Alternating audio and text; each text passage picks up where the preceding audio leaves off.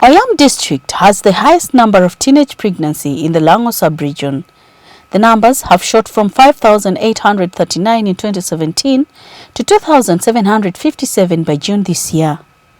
Sarah Awol is the Oyam local government statistician who attributes the teenage pregnancy surge in the district to moral degradation since parents gave up on passing on values to their children.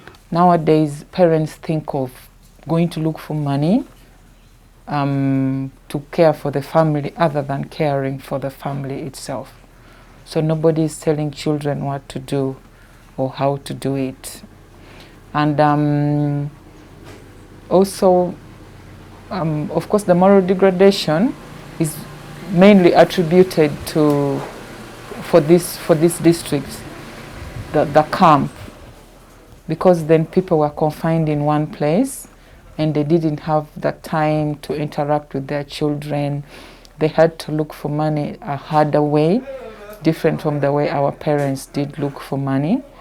So it gave them very little time with their children. And then there was, of course, a lot of influence from either other children or other grown-ups that were confined with them in the camps.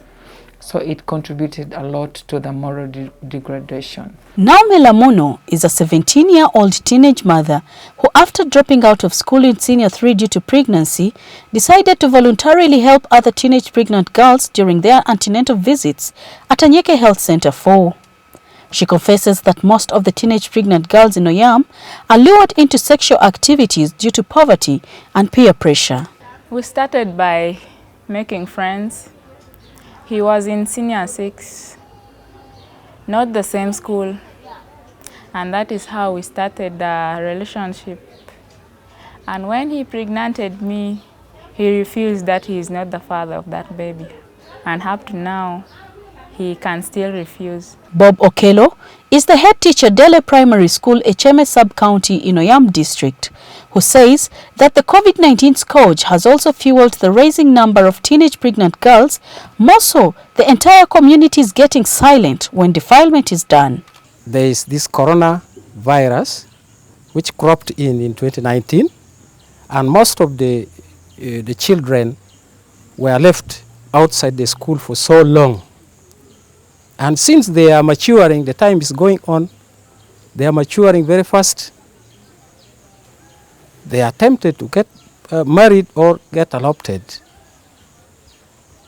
That's one. Two, there is also peer pressure, where, you know, when one sees that the friend is married and she starts admiring to be married also. And then she's married off. See, but all these marriages are illegal. They don't report the cases. Even their fellow friends do not report the cases, because we teachers are against that. Dennis Anyehe, the Awetong Okarawok Malakwang clan, a cultural leader, says they are doing their best, although human rights and the national laws do not allow them to take action. We have laws as cultural leaders, but our laws is supposed to be under the government role, under the government laws. So you might find that with the government, they are not supposed, we are not supposed to punish people, most especially in our gathering. And you find that in such a situation, people, children, let me say young ladies, are messing around. So since our hands are being tied up, we cannot interject and come in as a clan leaders. Because if you come in anyhow, the child or the girl can even report you to the police. And if she reports you to the police, they will come, arrest, and do anything the law says on that. So that is why you see nowadays the clan leaders are a bit relaxed. The same apply to the human rights, the rights of a kid, the right of a boy, the right of... So it is so hard really. So as the clan leaders, in most cases we are appealing to the government that really if the government can sit and harmonize with we the clan leaders so that we should deal with these young ladies messing around. Ajari Patrick, a senior radiologist at Oyam Medicare, explains the complications that come with teenage pregnancy. Because the mother is young, because of the anatomy, they have what we call an inadequate pelvis. That means the pelvis is not big enough to allow the baby to pass through. So because of that, we are going to have prolonged labor. And with prolonged labor, we are going to get other complications, like a fistula. Because of the prolonged labor, the head or the baby is going to be compressing on other organs, like the bladder, the rectum, and the uterus. And because of this compression, we are going to have holes. That is what literally a fistula is. A fistula is a hole between two tubular organs. So we shall get a connection between the rectum and the uterus. And what that causes is during this fistula here, we shall have feces or urine passing through the vagina and the uterus instead of passing through the normal orifices, which are the uterus, which are the rectum and the bladder. Then during these complicated births also, because of the child, the teenager mother being young, she has a higher risk of getting hypertension, pregnancy-induced hypertension.